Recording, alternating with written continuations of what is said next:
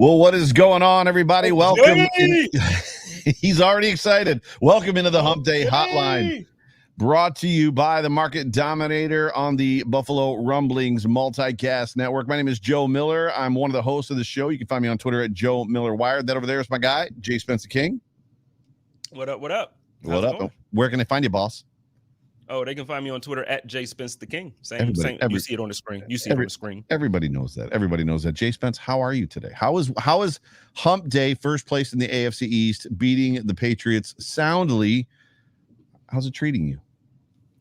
I'm gonna be honest. I thought I would be way more excited, but the thing is, like, I think I'm one of the few fans that I felt like we were better. So, like, to me, last year I felt like we got over the hump. You were in the chat. You said that in one of the chats. You were like, I expect us to win this game. And the other person in the chat was like, well, you got more confidence than I do. Yeah, it was. I think Bruce said it. He was like, I'll never be able to speak. I didn't want to sell him down the river. Oh, I'll sell him out, whatever. He's like, I'll never be able to speak with the amount of certainty that you do about football games. And I'm like, as a fan, like last year, and I guess that's really the truth. Like last year, even though it was Cam and even though it wasn't, they didn't spend the amount of money they spent on that roster last year, but I felt like we beat them twice last year. So now it's not like the big bad Patriots. Now it's the Patriots. So I felt like we were a better team, and they only beat us a few weeks ago because of the weather and all that stuff. So I'm like, man. So I'm just like, okay, bring on the playoffs. Let's get to the playoffs. We got 4 wins to win. Like we need to win. I felt like there was absolutely some creeping in of are we who we think we are kind of emotion coming. Like if the Patriots had beaten the Buffalo Bills again, there's very much everything that the media was writing about the Bills is true at that point. So as much as I think, just like you, that the Bills were the better football team, in that first game that they are annoyingly calling the snow game this year, and it like snowed at 7. The game was at 8:20. It snowed at 7. There was no accumulation like, oh, the snow game. It's like there was no snow. It was windy. But I feel like that was a fluke. I feel like the Bills, if that was normal weather, decent weather, the Bills would have had no trouble. But I still feel like there was just kind of one of these going on, if you will, does that make sense? Like just peeking over the shoulder. I'm still confused though. Like there was nothing about that game that qualifies it as a snow game. Like you want to see snow game? Go back a few years ago on December, like I remember the date because it was my grandmother's birthday, December 18th. Right. Go back to that game when you couldn't see this far in front of your face. That's a snow game. Right, for sure. I would call it the wind game. The wind game, yeah, which we've had several of those. We had one 2 years ago against the Eagles when it was 55-mile-an-hour winds. Carson beat us in that game. But yeah, so welcome to everybody that's joining us in the comments section. Welcome to all of those of us who are going to listen to this in podcast form.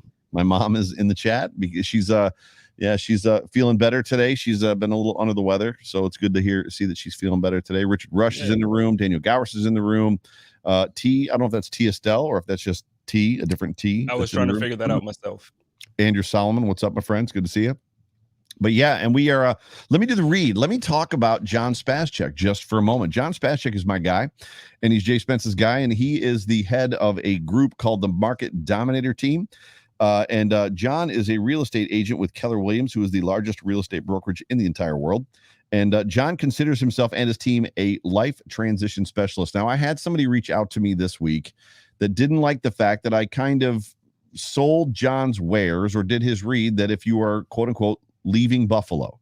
And I didn't mean that in a negative form. The reality is people move to Buffalo. A lot of people are moving to Buffalo. There's a lot of engineers. There's a lot of doctors. There's a lot of good paying type jobs in Buffalo because this is a big engineering town. But unfortunately, sometimes things happen and people have to leave the city. It's just one of those things. If you're in that circumstance, if you're upside down in your world, you're not sure where to go, who to turn to, don't know the first thing about trying to sell your house and even what the market you're going to looks like, John can help you here. John can help you there. If you're coming to Buffalo, same thing. John can help you. So call the Market Dominator Team. You can reach John on his cell phone. He will answer the phone, 716-570-3298. The number again, 716-570-3298. You can also reach him at his email, yourelitebroker@gmail.com. John is also Bill's Mafia. You can find him on Twitter at yourelitebroker. Do me a favor. Do Jay Spence a favor. If you're looking to buy or sell a home and you don't have a relative that's a real estate agent, so if it's not a relative, call John. Yeah. Can I just say, whoever it was that sent you that DM, like, and this is all Jay Spence. This is not Buffalo Rumblings. This is not SB Nation. This is not Joe Miller. That's soft. Like, I'm gonna just say, we got to stop being offended by everything. I left Buffalo, and guess what? I don't have any plans on coming back. I could have used John a couple years ago. Right. Why are you offended that people want to leave? Like, Right. I love Buffalo. I come back and eat wings every year. It doesn't mean that I have to live there to do You so. come back a lot. You come back a lot. I do. Yeah, I do. I've been there this year. I feel like I was there this year more than when I lived there. Yeah. I think the biggest thing for me is just understanding and being a part of it. And you're in banking, so you get it. And obviously, you know, as an adult, you get it. And I say this all the time. It's about the other person's representative. And John doesn't allow that kind of like hanging out and waiting and the balls in their court stuff. John basically runs both the sale and the close and the buy. So if you're buying a home or selling a home, he runs it, and he makes sure that everybody's doing their job, so the dates are met and things are happening on time and stuff like that. And things aren't sliding out. So John's just the best. But yeah, anyways, John's a boss. Back to it. So that football game, now that we've gotten through that. Oh, and she said, yes, it is me. I don't know if you saw that. So that is Tia Stell. Tia Stell in the building. That's my girl. T is incognito. Get a picture on there, T, so we know who we're talking to. Let's had us confused. This was a topic last week, and I was reading when I was changing the notes for the show.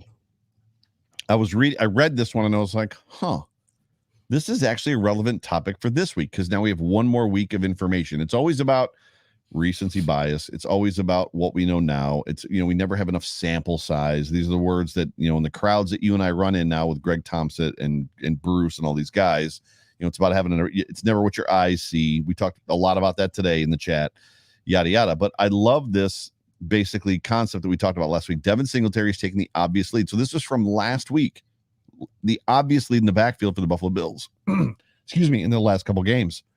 What are our feelings on that? I don't know. Something just went down my throat, which is weird, but are you still in the same place that you were last week, seeing what he did again this week? Like Devin Singletary and Allen talked about him in his presser today. This. I guess this is where I come across as a hater, because I really don't try to hate. I don't look at the game that Devin had Sunday as spectacular. Like, I don't think it was spectacular, but it was better than anything we've had. I mean, it goes, how do I want to say it? And I'm sorry that I'm cutting you off. He was active in the role. He was falling forward. He was doing his best Cole Beasley impression. The best thing about Cole Beasley is he catches the ball and falls forward. So he was falling forward. He was flashing open quick. But it wasn't like, we still haven't had a 100-yard rusher in how long? How long's it been? I mean, it's it's been a while. But then the thing is, like, when we say, so like last week's game, not the one that just passed, but the one prior, that was a very good game as a running back in the Buffalo Bills offense. Yeah. This last week, listen, 12 carries for 39 yards and 1 touchdown. I just can't say like that's a good game. Sure. But I will tell you, it's one of those games that, you know, he showed us things that makes us say, yeah, let's keep doing this. Like the angry run that everybody in Buffalo thought should have won the Angry Run Award. Yeah. I don't think so. I love Devin. I thought Damian Harris. I don't think so either. I thought Damian Harris's run, if you're getting in the end zone, it's better. And Damian Harris's one run into the end zone where I'm like, why are the Bills stopping this guy? But yeah, I thought that one was almost better. But the one that won, there was a couple good ones out there. Obviously, the Montgomery one was good. So. The one from Monday Night Football, is that the one that won? I don't know. No, that Montgomery was Sunday night, and then that was one that won. But the one from Monday night was good as well. But yeah, Edwards-Helaire's was good. It was a few of them. So either way, if Devin won it or not, it's fine. But he showed us some good things, just not enough to make me say like, okay, it's really that. Like, I still want to bring in competition. I don't want to say replace him and Zach, but I still want to bring in competition or a draft or whatever, improve the offensive line. Even though this game, it was the best performance of the offensive line that we've seen. But as far as the running attack, to your question, I'm still just underwhelmed when it comes to the running back position on this roster. I haven't seen anything that makes me say like, okay, we set when it comes to the running back. So we've come almost an entire year. We had Devin Singletary 2 years ago. Zach Moss entered the frame last year. And then obviously we've gotten what we've gotten this year. We've added Breida. And Breida has a couple moments, but now he's worked himself out of the offense, which is great because Devin is playing well. I saw that as well. I meant from a running back, but yes, Josh ran for 100. But last year, you and I were kind of pounding the table for a running back, whether it was Travis Etienne or Javonte Williams, who Bruce liked. Bruce liked Javonte Williams. And there's been a lot of conversation about you don't take a running back in the first round, which, man, I'm at the point, dude. Like, right? Are you there too? Where I am, I want to take a wide receiver in the first round this year coming up. That's where I'm at. But I guess it depends on what happens. Are they going to let Beasley go? Sanders is going to retire. I have very good word that Sanders is going to retire after this year, whether the Bills win the Super Bowl or not. The question is Beasley. So if they get out, I heard on the radio yesterday that if they let Beasley go, it might have been today. If they let Beasley go, if they walk away from his contract, they save $6.1 million. It only hurts them for like $800,000. So you can probably guess that Beasley's gone. I think that they're going to be down two big parts of their offense. And even though Gabe Davis is playing well, and even though like now we see this from Isaiah McKenzie, which I think they should continue, and we're going to get there. So I don't want to get too deep into that, but I still think you need to get younger at the wide receiver. Even if you keep Cole, say you keep Cole, you still need to get younger at that position. And I know we have Isaiah Hodgins on the practice squad, and I know we have a couple guys, but you absolutely need to draft. And here's a little piece of information that I didn't realize until yesterday. I was talking to my guy Carlos about it. The Buffalo Bills, as far as skill position players, we do not have a first round draft pick on this team. Like outside of Josh Allen on the offense, as far as skill position players, we do not have on the offense. We do not have a first round draft pick. Bevy of first and seconds on the defense. Yeah. Like you can take your pick on that side of it. Right. But when you're looking at the offense, we don't have any. And not that I'm not saying that you can only succeed with first round draft picks, but let's not do what the Packers did to Aaron Rodgers. Like, let's not set Josh Allen up for the future to kind of get these guys that we feel are good and plug and play. We have a good roster. So that's what I'm saying. Like, I'm not saying it as if we can't succeed with the guys we have, because Stephon Diggs, to me, he looks better than a first round draft pick. Like, he looks like one of those guys where it's like everybody knows you need to draft this kid. He developed into that. So I'm not speaking down on any of our guys, but there's also something to be said for teams who aggressively try to help their superstars win. Get a guy in the first round who you know is a solid home run hitter. And I know I'm probably going to get yelled at about the offensive line because we need guards. I think we should kind of take care of that the same way we took care of, not necessarily make them the highest paid, but the same way we brought in Mitch Morse when there was a need at center. Yeah. I don't trust our coaching staff to develop offensive linemen anymore. Cody Ford was a complete disaster. I do not trust him. Bring somebody in free agency who you know is better than everybody in the draft. Like, unless there's a hit, like, same thing. If there's a Nelson coming up in this draft, you draft him every time. Right. But I just don't trust those guys to develop anymore. I want free agents when it comes to that. Let's draft a wide receiver round one or running back round one. Get somebody in there. Well, it's always going to fall to the board. So I love living in the world where we're not drafting for need. We're drafting not. I don't know what the word is. We're drafting because this is the way the board fell. So best player available. And I don't know that the Bills necessarily do that either, even though they say they do. So when you hear the conversation, well, the guy that we wanted fell to us. It's like, well, wait a minute. You said you just BPA. If you're going BPA, there's not really guys you want. You're just slotting guys, right? These are our slots, and we're picking here. And this guy's available we slotted at 27. We're picking 31 or 30, right? I mean, isn't that how that's supposed to work? Versus that's the guy we wanted. It's like, wait a second. For me, when it comes to that, yes, we need a guard. I don't know that I'm taking a guard in the first round. I think a guard can be picked up in the second round. The hard part for me is just when I see running backs make offensive lines better. When I watch running backs make, you've got different molds. You've got the mold of New England, and New England just runs a scheme, and they find the guys that'll run their scheme, and whatever running back they put back there, Damian Harris, Ben Jarvis Green Ellis, pick a dude, Antoine Smith, who's a bust in Buffalo, like. Whoever they put back there is going to run their brains out. And then as soon as that guy goes to another team, Sony Michel, he's a shell of what he was with the Patriots. So that's one thing. The Bills don't have that. They're not that. The other one is you draft a running back that makes the guys in front of you better. And the Bills don't have that guy either. My man Daniel says if the running back is good enough, like Henry, Taylor, you take him in the first round. And I think we're both in agreement with that. Yeah. It's one of those things where it's tough to tell. it's tough to tell because, so for instance, I loved the prospect of Travis Etienne coming out of the draft, right? And I'll be honest, CJ Spiller sold me more on him, but I loved him anyway. Right. And now we didn't quite get to see what he is because of the injury, but I was all in on drafting him. Or could you imagine if this Buffalo Bills team had Najee Harris? You know what I mean? Like give me one of those guys. When you look at Najee Harris, you look at Javonte Williams, and we'll just use those two as reference points because they were available this year. And I don't think that either of them, Javonte Williams went after the Bills picked. Najee Harris went first. So the Bills could have moved up and gotten Williams. They would have had to move up in the first to get Harris, which none of us would have been necessarily happy with. However, when you look at cut angles, cut speed, right, downhill motion, and just burst, if you put Najee Harris or Javonte Williams on this football team right now with the holes that they're starting to give Devin Singletary, you got to wonder. It's going to be better than it is with, and we both like Devin. This isn't a crap on Devin Singletary session. There's just Devin. Right. Yeah. There's just we're not saying get rid of him. When you're talking about burst and you're talking about getting through, I'm just at the point where what this offense is really missing, right, outside of a guard. I just think I'm over the whole concept of running back by committee.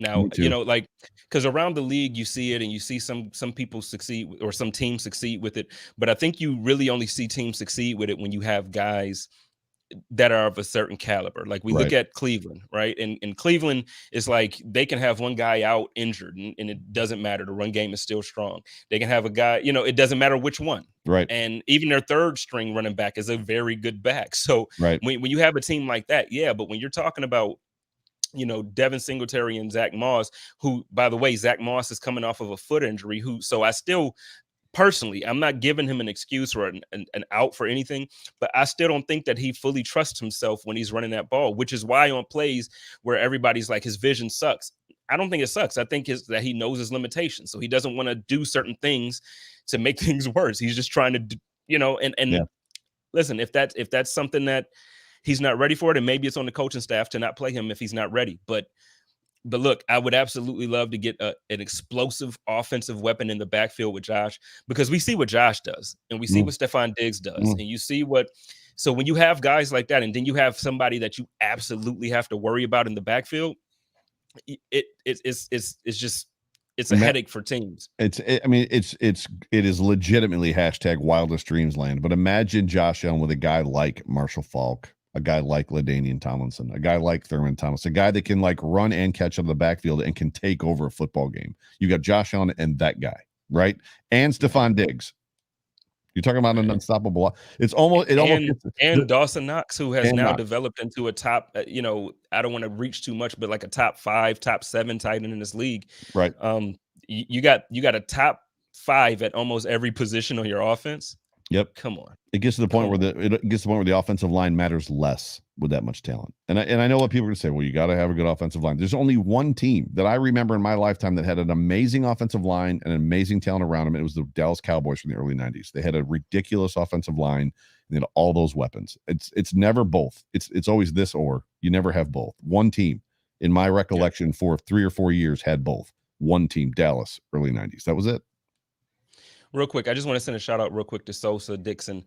So my cousin CJ, and I don't know if everybody remembers from last season when the Buffalo Bills played against the Baltimore Ravens in the playoffs. I had my cousin CJ on the show. Yeah. And then prior to that game, I had his father on when we played against the Colts. They were in Buffalo for Christmas, and he's been hyping me up. So Sosa's on here saying that he's been following for some time. Thank you so much for following and being a part of the show. And again, shout out to my cousin CJ and my Uncle Clifford for holding me down out there. Nice. Love it when the fam shows up. Next, and this goes along right with what we're talking about. So everybody, by the way, you're listening or tuned into the Hump Day Hotline on the Buffalo Rumblings vidcast multicast network, brought to you by the Market Dominator. Jay Spence and myself just talking Buffalo Bills football. We're kind of talking through the last game against the Patriots, kind of in a sort. We're gonna move on to the Falcons game here in a second, but before that, the offensive line played better than they have all season. I don't think anybody is going to. I mean, you sent me the link to Josh's presser, and you could even see it on him. Like, those guys played amazing. Yeah. Like it was on him. You could see it on him, like it was coming out of him. No sacks. No sacks. With that, Bates was at left guard. Mm-hmm. What is this? I have strong opinions that came out Sunday and Monday. Before I give mine, what are your thoughts on what this line should look like going forward? I think it should look like exactly what it did Sunday. Like if Right. you had your best game with that combination, then you try it again to make sure it wasn't a fluke. Right. And the thing is, it's not that it was just your best game. It was your best game against at the time the number 1 ranked defense in the league. So when you're talking about flukes now, offensively, we can say what you want about Mac Jones. He has a noodle arm, or wait, the guy on the radio has a rag arm, and he has, you could. So we could go there. But when you're talking defense, that team is legit. And there aren't many teams who are more legit than the New England Patriots when it comes to defense.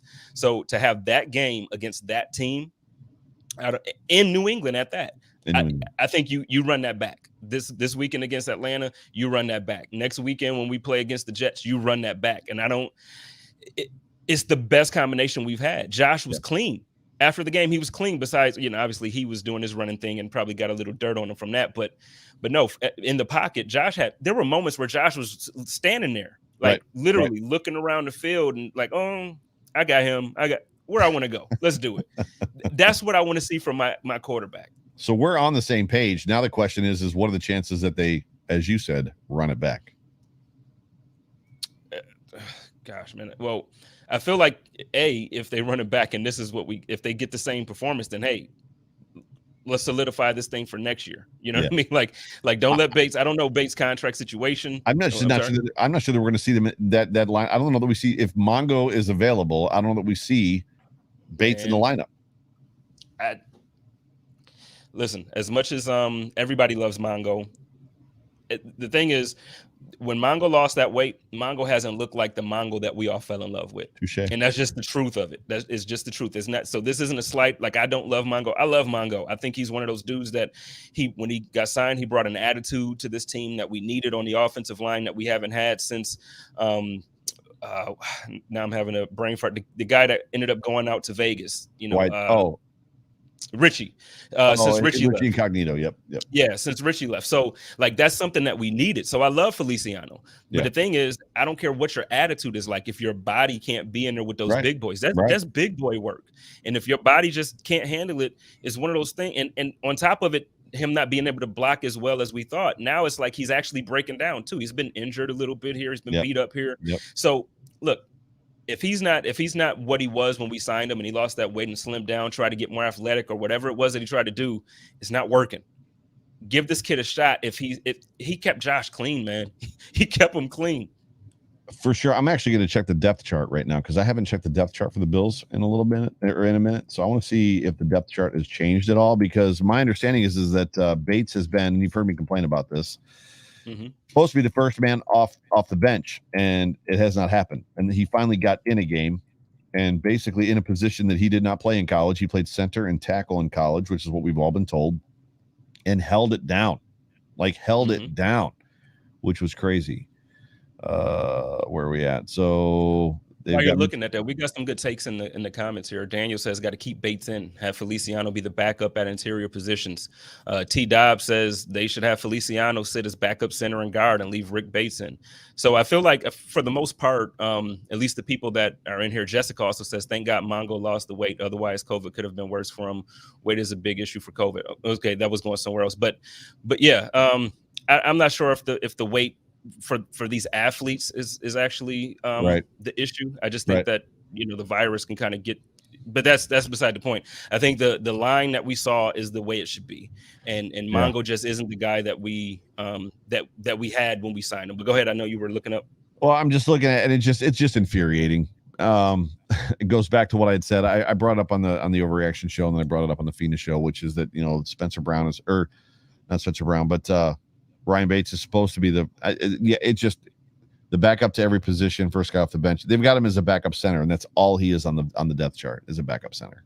Yeah. So yeah, which is strange to me. They got Tommy Doyle, backup right tackle, Spencer Brown, backup left tackle on the Bills website. And obviously with Ike being out obviously indefinitely with a ruptured Achilles, he's done. So he's done this year, and prayers out to Ike. That's not an easy injury for any NFL athlete to come back from. If we all remember, it ruined Takeo Spike's career. It ruins most guys' careers. They're never for football players. They're never the same once they rupture an Achilles. So yeah, but I just I think you got to go with the 5 best guys, and to me that he showed that they just Josh talked about they communicated better, like they're just everything was better.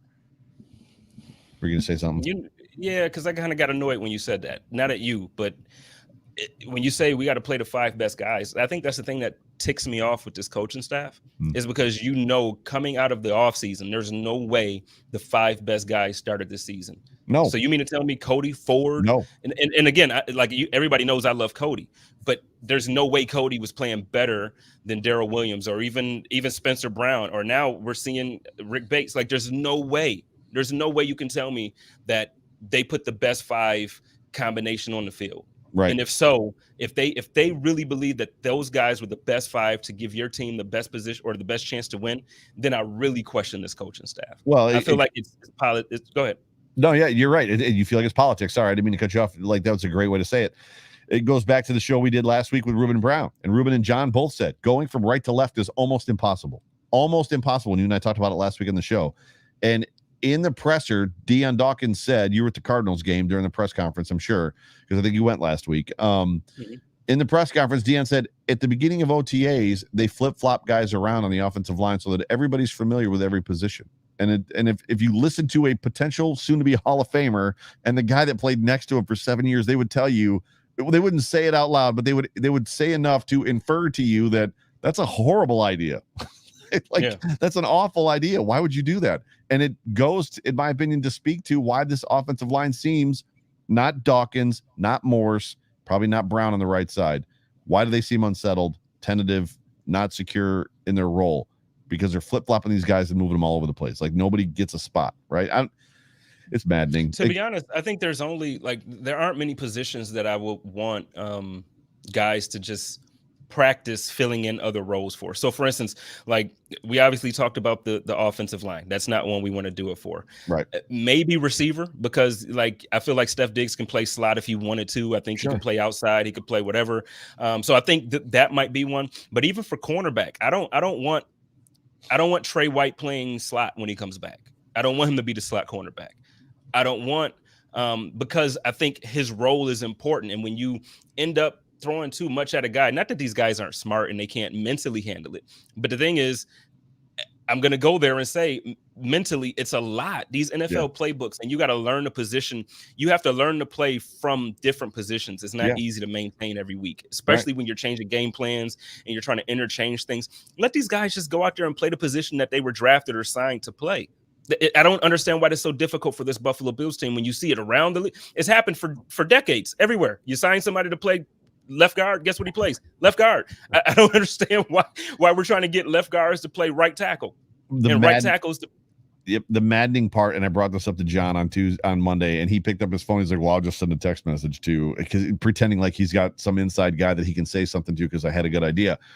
The Buffalo Bills would absolutely not play, like they don't put slot receivers on the outside, and they don't put like X and Y's on the inside. They don't play Teron Johnson on the outside, They don't play like those guys on the inside. But the offensive line, the guys responsible for protecting the $250 million quarterback, those guys, we're just going to move all over the place and see what happens. Valuable asset you're going to shuffle the cards with. Right. Okay. All right. So that's where I say, it's like at moments I really do question the coaching staff, because it's like the most important piece. Right. And you can look around the league and you can look at teams where coaching staffs and front offices have failed the quarterbacks by not protecting them. Let's look at Russell Wilson. I think Russell Wilson, prior to this season coming in, I'm like, Russell Wilson is one of the best quarterbacks in the league. Russell Wilson is this. Russell Wilson is that. And now, and he complained vocally. He came out and was like, look, there's offensive line. We got to get it better. We got to do better. Right. And they didn't address it. They didn't fix it. And then he missed games now because he got hit and all this stuff. You got to protect that. If you don't protect your court, why do you think Tom Brady really left New England? Because they didn't give him weapons and they didn't have an offensive line. Right. Now, 2 years after, and I get it, the cap space, their situation was different. But 2 years later, they could spend money and splurge. But Tom Brady wasn't about to sit there and spend the last 4 or 5 years of his career getting beat down. Who wants to do that? Yeah, he's got one of the best centers in football now. He's got clearly one of the best wide receivers groups in football now. He's got a great defense, which he had in New England. It's just It's borderline maddening. So I don't know what the answer is, and I don't know what we're necessarily going to see this weekend. I hope with everything in when they trotted out the first grouping, which was Spencer Brown, Ike Bucker, Morse, Williams, and then who was on? And then it wasn't Tommy Doyle. Who was on the outside? Who was on the right side? I have it in my notes. Anyway, and then when Ike got hurt, it just everything changed. I was so happy to see they put the line back to what's normal, which is Dawkins on the outside, right? That's what it was. So Dawkins went to the outside left tackle, which I know that he was coming back from COVID again. Morris, Williams, Brown. When I saw that, I was like, yes, like this is what needs to happen. And then Bates, and I was like, and then sure enough, it just, I don't know, man. It just, we'll see. I guess we'll see Sunday. We'll see against the Falcons.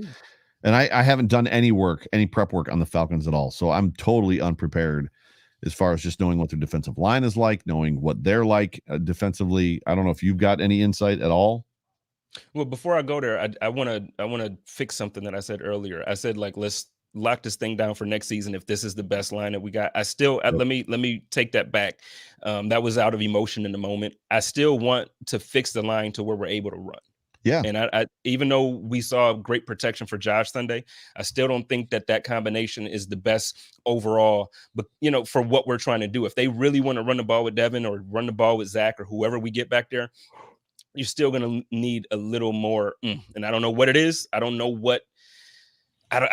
but we still need to do that. As far as these Falcons, man, to be honest, offensively for them, I'm not too concerned. Their defense is okay. They have some good schemes there, but I think this game is one of those games that you walk into it and it's like it's a good matchup for us. I don't want to go overboard and just be like, yo, we gonna thrash these dudes. We gonna beat.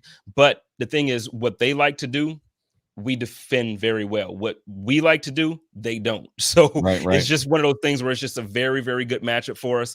And to be honest with you, the only person on offense that I'm worried about is Cordero Patterson because he's a big boy. He runs that ball, and that seems to be our weakness when it comes to defense. But no, I'm not at all. And I know the Jaguars beat us, and I wasn't concerned about them. Listen, that was a fluke. The boys wasn't ready. The boys know what time. The team knows what time it is. It's playoff time. Every game is a playoff game to this point. Yeah, for sure. And T Dobbs has a comment. Thank you for the comment. I just want to address this. He says, or she says, I don't know if it's male or female. I apologize. The only logical reason for holding Bates in reserve is because of his position flexibility. I agree to a point. I agree that that's a great thing when it's a luxury.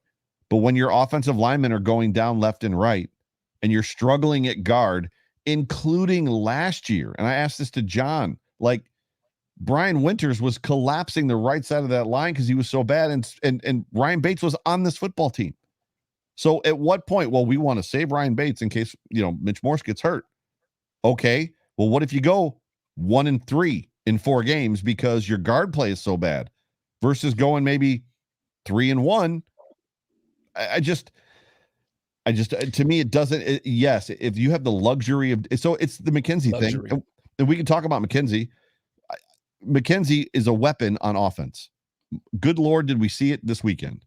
And we saw it last year, all through the year, to include the Miami game. Well, when they made him the punt returner and kick returner, all of a sudden he's like, can't use him on offense anymore. Got to protect him. Okay, great. And then we bench him for ball security reasons, and we make him inactive. So he's not even available. It doesn't make, and the way that I brought it up was, we all know the Steve Tasker story, and the Steve Tasker story was he was far too valuable to the Buffalo Bills as a special teamer to play wide receiver because Marv didn't want to get him hurt. The difference was the Bills were stacked at wide receiver; they didn't need him, so it afforded them that luxury. The Bills don't have that luxury on offensive line. If you have if you've got guys that are sub-performing, and you've got a guy on the bench that you're holding there because, well, he's position flexibility, we just don't want to get him hurt in case the center gets hurt, and you're losing games because of it, and your quarterback can't throw the football, can't get settled, running around like a chicken with its head cut off. I agree. I don't think we have the luxury. So like, I agree with, so shout out to T Dobbs for the comment. I agree. Like that would be the only logical reason if it was something that we could afford to do. When you're going into, we can't afford to get Josh extra hits and possibly Right. injuries. We can't afford Right. to lose games. We can't afford it. So right now, there is no logical explanation for me. After seeing the performance we just saw this past Sunday against the NFL's number one defense. Yep. And it's not like they're the number one defense because they get a bunch. They take the ball away, but they get to the quarterback. They disrupt the backfield. They did a good job this Sunday. You run that back. You want a conspiracy theory?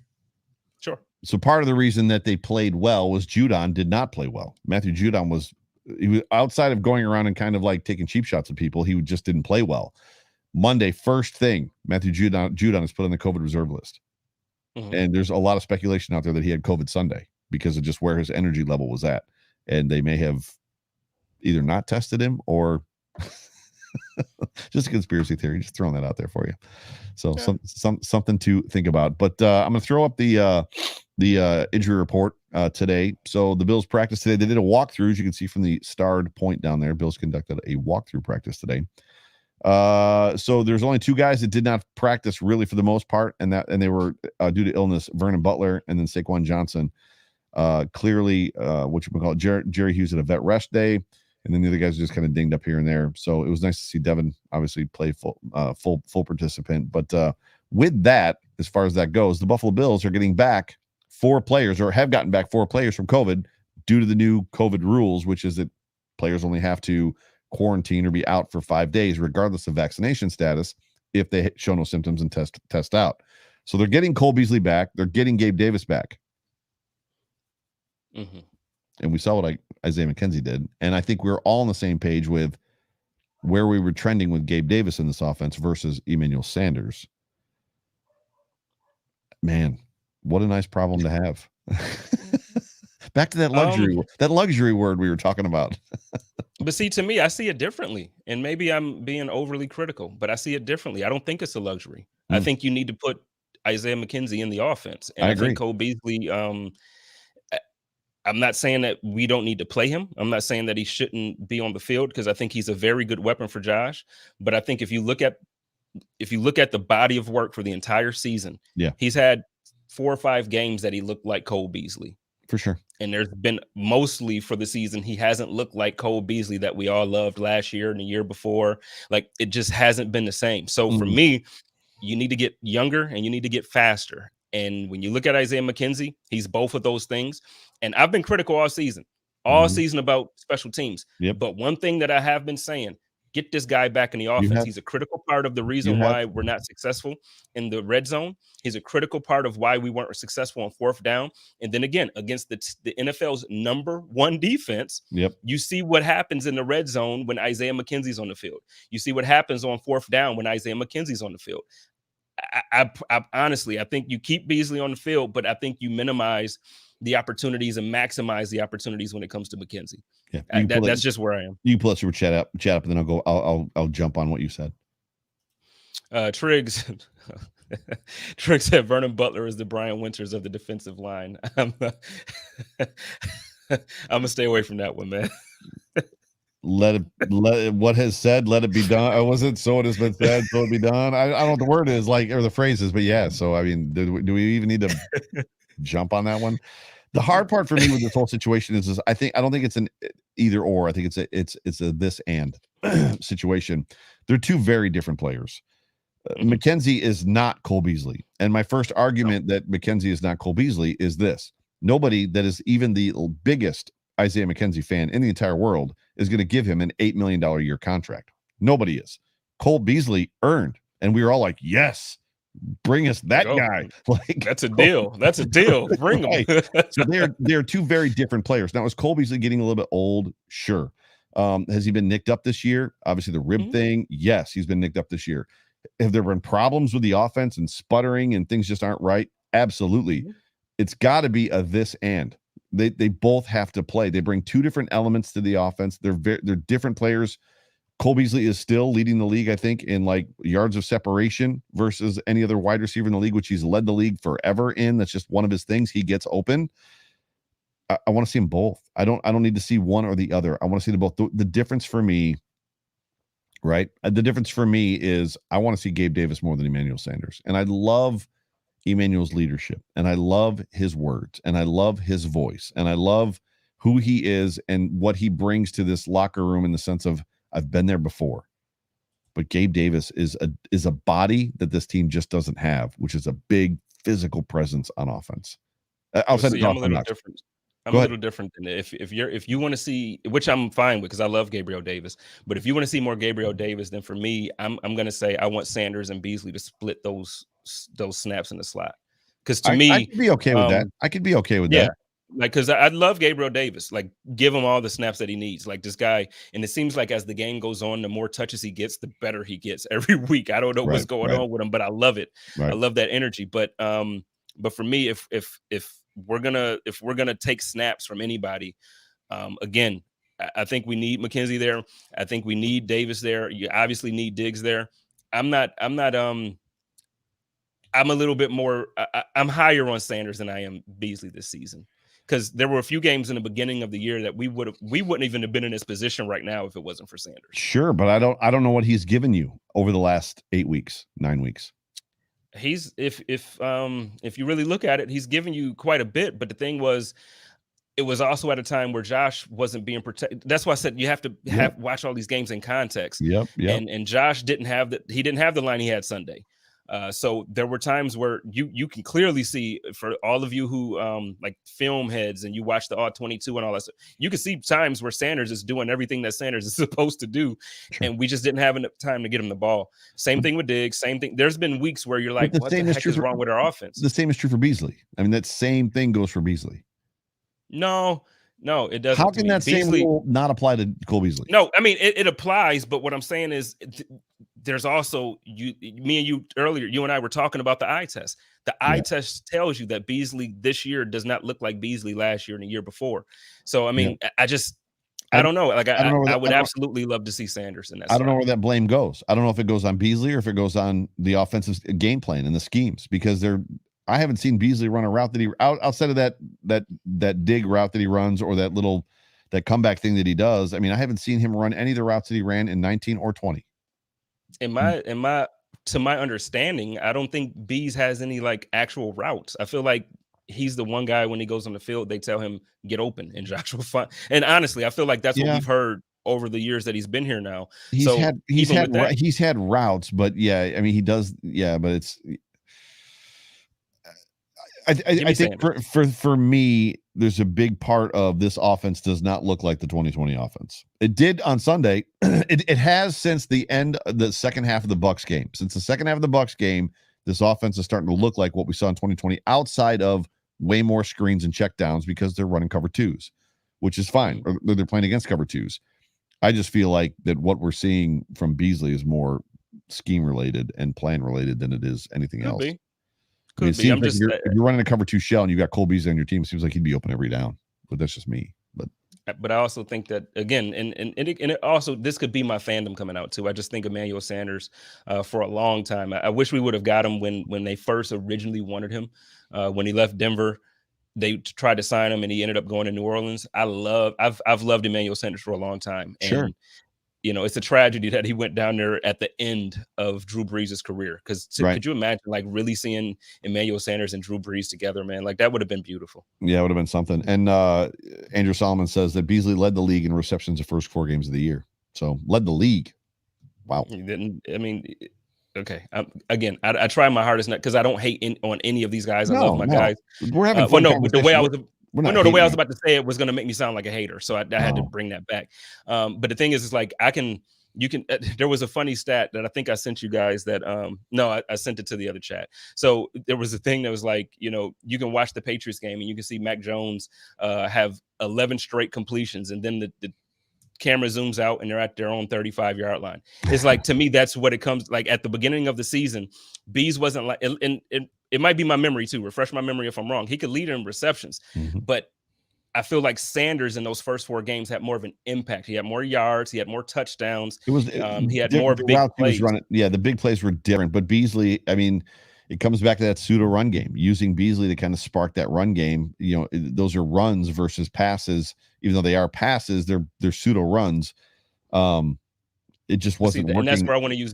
But that's where I want to use Sanders and McKenzie. That's where I want to use those guys. It is weird to have three of those guys that probably can all play the same position for sure. But yeah, so Trigg says that I don't know if you got that right there.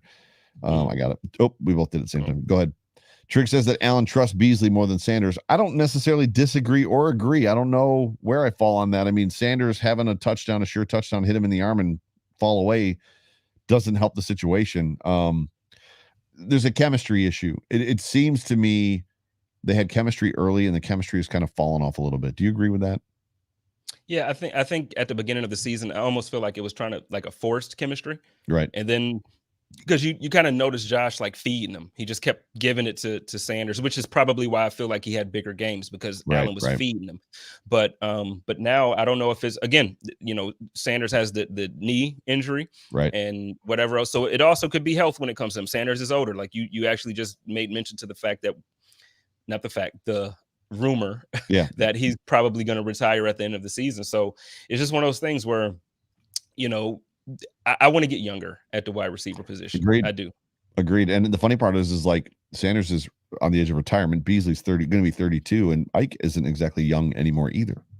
So, right. Yeah.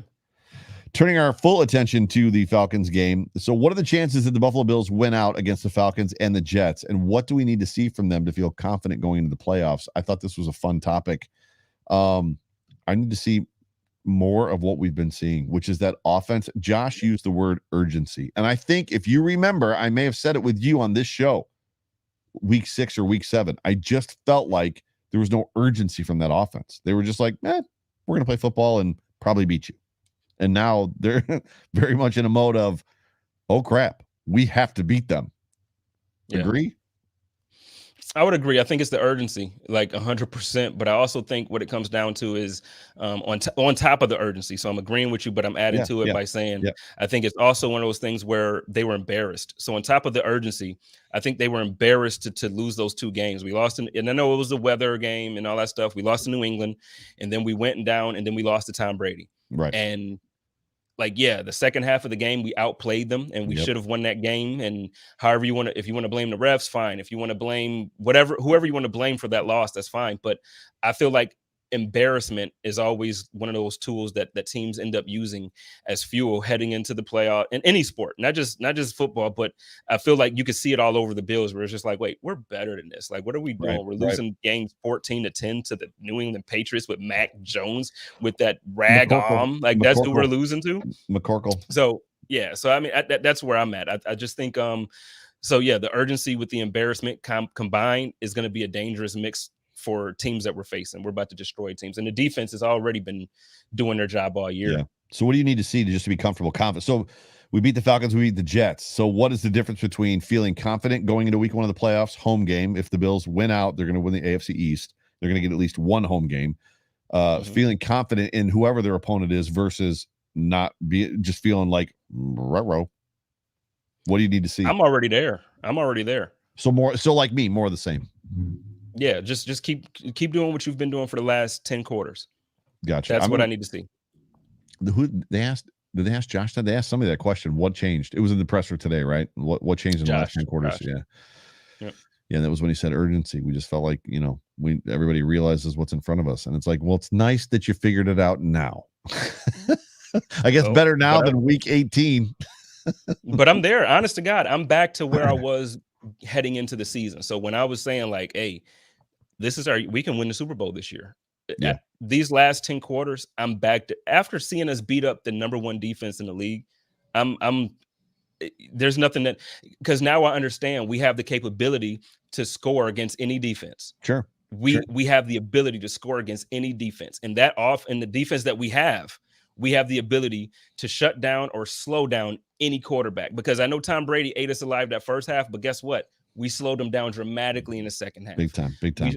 So at this point, do it. And with this offense scoring the way that they're scoring, let's see those Colts again. You know why? Yeah, we got punched in the mouth with Jonathan Taylor. He got 5 touchdowns on. Now, hear me out. I need Josh to come out aggressive from the beginning like he's been doing these last 2 games. Yep. Come out scoring. Come out slinging that thing. Yep. If you're down 21-3 going into the half, guess what you're not going to do with Jonathan Taylor? Guess what you're not?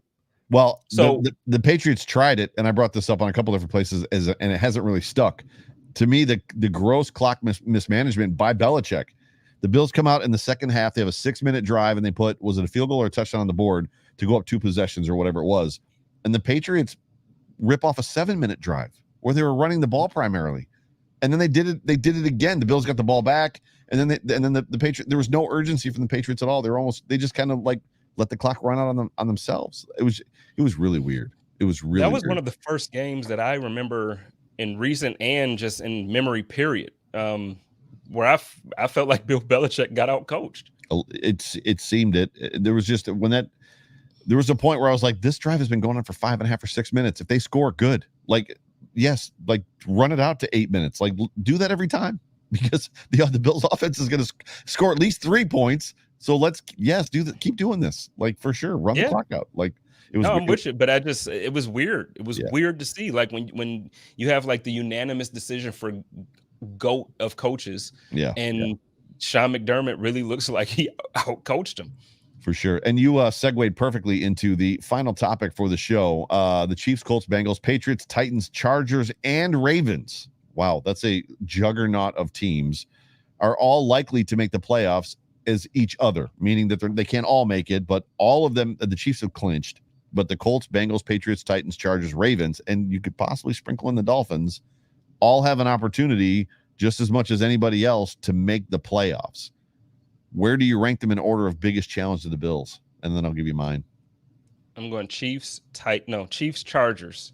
Because to me, for the Chargers, I'm going quarterback based, man. When you got a guy like that, just like we have our guy, when you have a guy like that in the playoffs, man, all they need is an opportunity and the lights to be bright. And Justin Herbert is one of those guys. He's going to be. Listen, if you don't have, as an NFL football team, if you don't have Josh Allen, Patrick Mahomes, Justin Herbert, or Joe Burrow in the AFC, it's going to be a long time for you in the Super Bowl. Yeah, because it's going to be those 4 guys for a long time, and those guys are amazing, man. So, the way I just named them in order, that's where I'm going. I'm not worried about the Colts. I'm not worried about the Patriots. The Colts are my number one. The Colts are my number one. No, I just saw them last Saturday in person. I'm not worried. The Colts are, it's matchups though, and right. I mean, it's always about matchups. Grab that super chat. Has it popped up yet? Mm-hmm. Yeah. Belichick fears Allen the way he feared Manning. I don't know if he feared anybody. Where did I hear that? Somebody else talked about that. That came up on. Shout out to Triggs again for the super chat, but I don't know if he fears anybody. That came up on one of the shows, whether it was Good Morning Football or something. That somebody else said that too. That Belichick. There was a weird embrace at the end of that game between Belichick and Josh. It was a very weird. Belichick doesn't do what he did with Josh Allen. Like, he talked to him for a couple seconds and then hugged him. Like, that's not normal. That's respect. Josh is that dude, man. Josh is that dude. So I've got the Colts primarily because of the run stuff, because the Bills struggle wildly against the run. I mean, they didn't play well against the run even this weekend. Granted, the Patriots ran for 160 yards on the ground, 3 touchdowns. All 3 of the red zone situations were rushing touchdowns, but the Bills beat them because they outscored them. The Colts are my number 1. My number 2 is going to be probably the Titans, believe it or not. I think there's a bugaboo. I think there's just a hurdle there that the Bills are going to have to climb over. And I don't want to say that the Titans are in their head, but I think the Titans are a little bit in their head. And then it's the Chiefs for me, and then probably the Chargers, and then the Patriots, and then the Ravens. That's how I've got the right. I hear you and I respect it, but as far as the Titans, I don't look at the Titans as a threat for a couple of reasons. One, Derrick Henry will be back, but after being off that amount of time with that type of injury, you have to literally be Adrian Peterson for me to believe that you're going to just jump, like young Adrian Peterson, that you're going to just jump in after an injury like that and then lead your team to the Super Bowl in the playoffs. I don't see it. So that's one. And we have, I know he gets a lot of hate. I'm not about to go down this road, but we have the one guy as a linebacker that can tackle him by himself. So not that Tremaine does the best job every single time, but I mean, like, I'm not worried about it. Darius Leonard's pretty good too. Darius Leonard is very good. Darius Leonard but he's not tackling him by himself. He's not tackling him head up by himself. That's not happening. I don't want to see the Patriots in the playoffs. Like, I just don't want to see it in the playoffs. Rag arm. That rag arm. All I'm right, not so worried about that rag arm. let's do this. Let's get let's you and me talk for a second while the comment section, all the people in the chat, let us know what they feel like their final score prediction and stats for Josh Allen are going to be. But for me in this football game against the Falcons, I haven't watched a lot of the Falcons. They're a weird team to me because when I hear Matt Ryan, my brain immediately goes Matty Ice, because there was like a 5 or 6 year period there where Matt Ryan was the guy. Like he was. And not that he was going to Super Bowls and winning, but he was the next big upcoming quarterback. When they did the Hard Knocks with them, I loved his attitude and his moxie. I loved who he was as a quarterback. Clearly, they've got some running back issues. I don't know who this team is. I haven't done a lot of study on them. Any team can hurt you, clearly, but I'm going to fall back to Southern Dome team coming to Buffalo in January.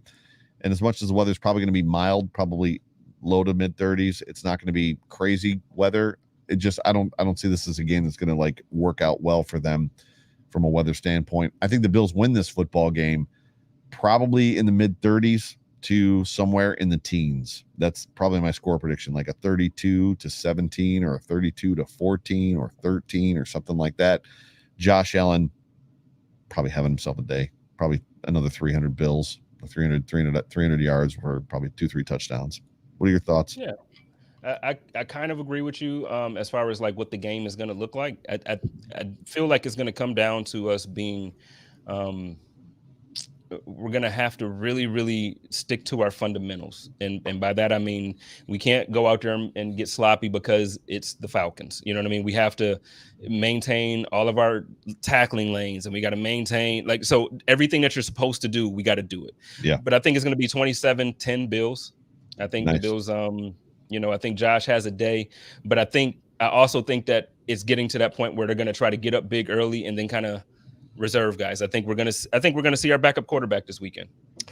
Yeah, as everybody. So Sheldon Cole says 25-37, 312 for Josh, 2 touchdowns, Bills win. Mike 23 says Allen 270 yards, 2 touchdowns, 1 running TD, which I'd love to see a rushing touchdown from Josh Allen. Mike Real Eye says 28-40, 346 yards, 3 touchdowns, 1 rushing touchdown. And then Mike also says 36-20 Bills. I love this. And I want to segue lastly.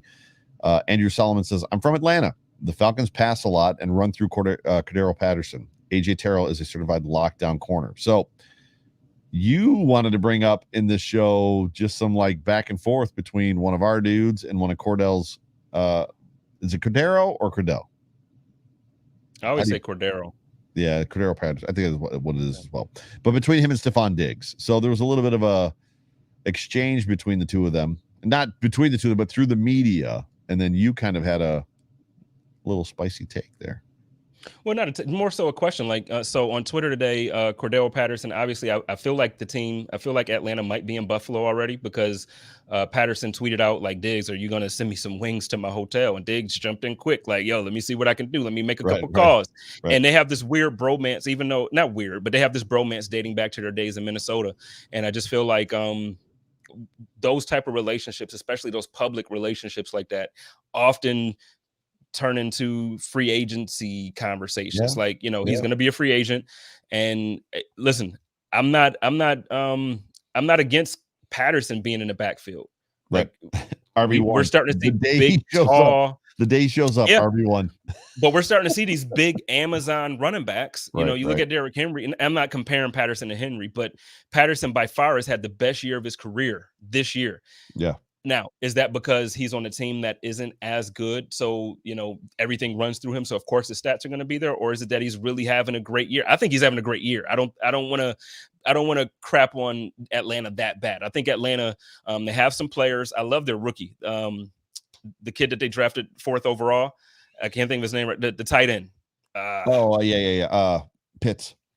Pitts. I love Pitts, but Patterson to me this year is the star of the team. He did everything on punt and kickoff returns. I know now we have Stevenson there, and I'm okay with Stevenson. But if you get somebody like Patterson for punt return, I'm not right now, but that's okay. Keep going. You're not okay with Stevenson? No. Where's the flash we saw in the preseason? In the preseason, I said to you, the Bills are in a situation now because they let that guy return kicks that they can't put him on the practice squad. And then they put him on IR for 6 weeks and buried him, which was fine. But as much as he averages 15 yards per return, it basically I run the open space and then run into a guy. I'm waiting for him to find a lane. He hasn't found a lane yet. Ike was better at finding the lanes in the return coverage than he is. It just I think the expectation for special teams again, like, so now this is the reverse problem of what we had when at the beginning of the year when we had Isaiah McKenzie back there.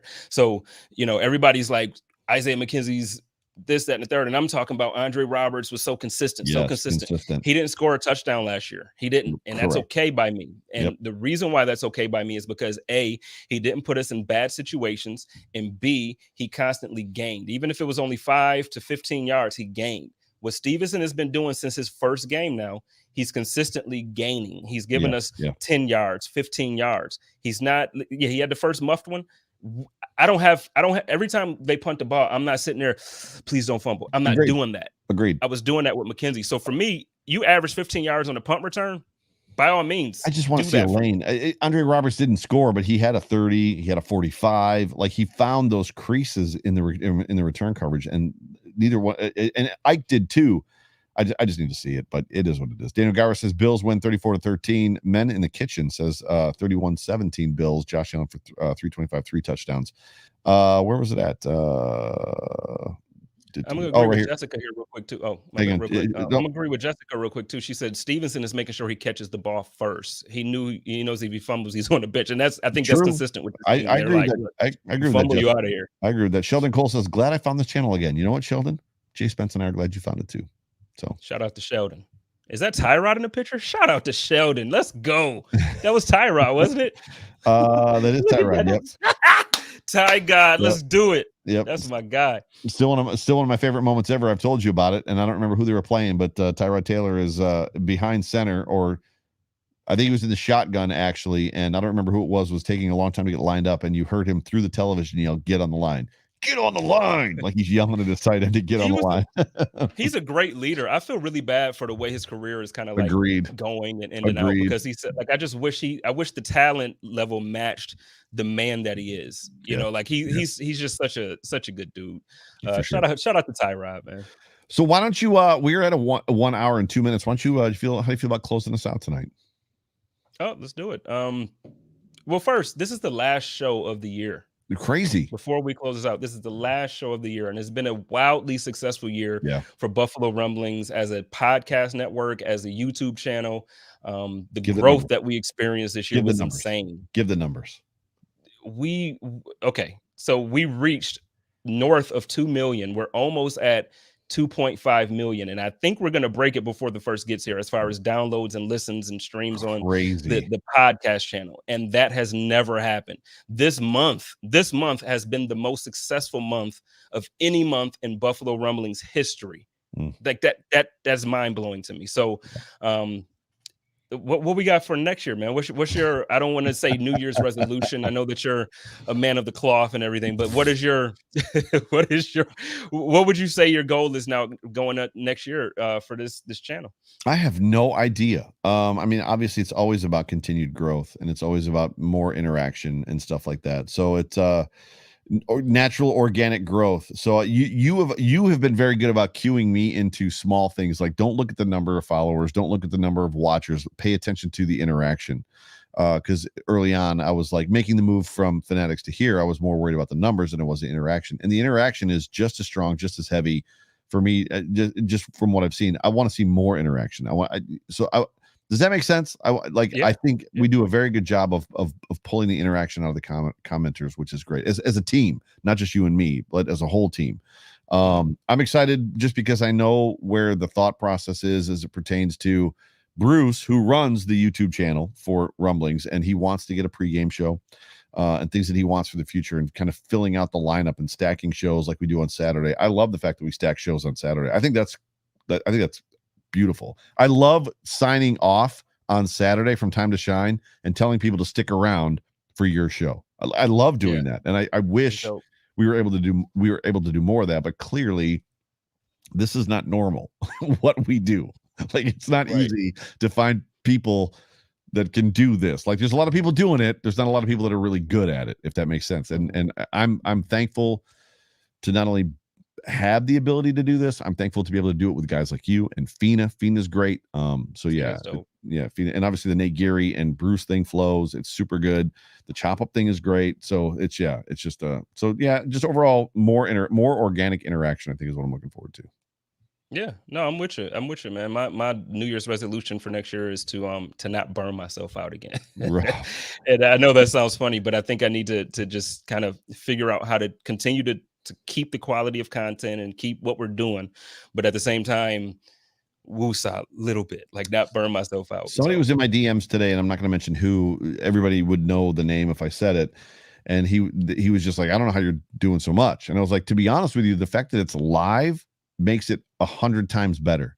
If we pre-recorded all this stuff and then I had to edit it and then post it, live is just the fact that I just download it and throw it up. Like I bounce it and throw it up. It makes it so if I had to edit 4 shows, I would be doing 4 shows. I'd be doing 1. You know what though? And this is not a brag. I guess it is. It's a humble brag in a way. I feel like that's part of what makes us great though. Like the reason why I'm proud of you, myself, Bruce, just everybody is because what we do is not even those guys over at like every network, Cover One, Fanatics, the Buffalo market as a whole, we do live shows. And so that means like there is no make a mistake, go back, edit it, and nobody sees it. Like we can't embarrass ourselves, this is a live broadcast. So, I'm super proud of that. I'm super proud of everything we've done. So I was just about to throw that up. We got the Mafia Sports Report.